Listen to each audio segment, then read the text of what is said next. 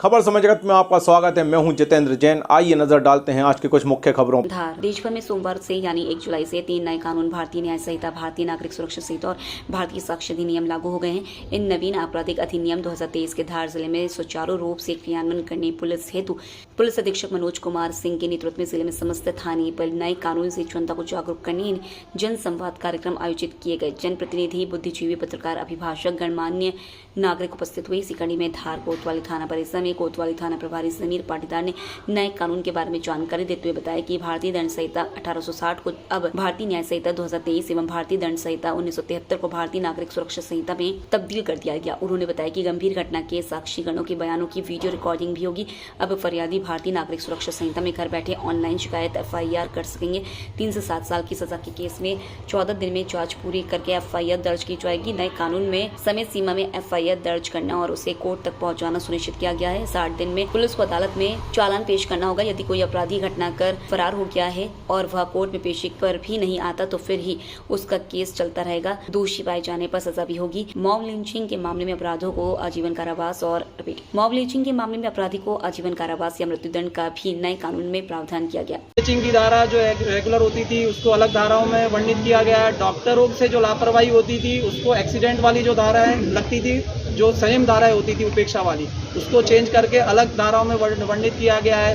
कुछ live in में जो शादी का झांसा देकर मेरे साथ गलत काम किया, जॉब का झांसा देकर मेरे साथ गलत काम किया, ऐसी कंप्लेनें आती थी तो उसको 376 से हटा के एक अलग कैटेगरी में उन्होंने स्थापित कर दिया है। उसमें 10 साल तक सजा का प्रावधान रख दिया है। तो इस प्रकार से सुधार हुए हैं इसमें।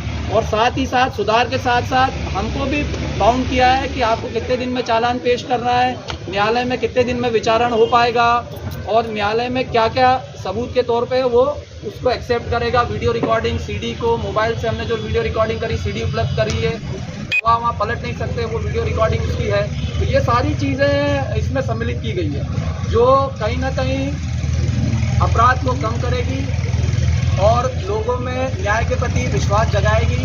समय की जो कारण लोग परेशान होते थे, काफ़ी समय लगता है, तो वो चीज़ें इसमें कहीं ना कहीं उसको घटाए। हमने नवीन आपराधिक कानूनों के संबंध में उनको विस्तृत जानकारी दी। कैसे भारतीय दंड विधान भारतीय न्याय संहिता में तब्दील हुआ, कैसे दंड प्रक्रिया संहिता भारतीय नागरिक सुरक्षा संहिता में तब्दील हुआ, दंड की जगह न्याय और दंड प्रक्रिया की जगह नागरिक सुरक्षा को महत्व देते हुए कैसे कानूनों में तब्दीली हुई है, किन धाराओं का इजाफा हुआ है। जो सामाजिक परिवेश के आधार पर कुछ अपराध बढ़े थे उनको अलग से पृथक से डिफाइन करके धाराओं का इजाफा किया गया और कुछ अव्यवहारिक धाराओं को ख़त्म किया गया। और क्या प्रक्रिया थाने में रिपोर्ट की होगी, क्या महिला संबंधी कानूनों में उनको सुविधाएं दी गई है, कैसे हम अपराध की रोकथाम कर सकते हैं और उसको न्यायालय में किस रूप में अच्छे से पेश करके उसमें सज़ा करवा सकते हैं। इन सभी चीज़ों पे विस्तृत चर्चा हुई थी। कुछ प्रश्नावली भी हुई, उनकी तरफ से भी, जनता की तरफ से भी कई प्रश्न किए गए जिनको हमने सही ढंग से और सही तरीके से उनको विस्तृत रूप से बताया है। और कुछ अपराधों में कठोरतम दंड का भी प्रावधान किया गया है जिसमें मॉब लिंचिंग, संगठित अपराध, छोटे संगठित अपराध, इनके बारे में विस्तृत रूप से बताया गया है। और ये कार्यशाला जनसंवाद और लोगों को जन जागरूकता के लिए हमने थाना कोतवाली में आयोजित की थी। धार से खबर समय जगत के लिए अल्ताफ खान की report. For latest news, subscribe to our channel and press the bell icon.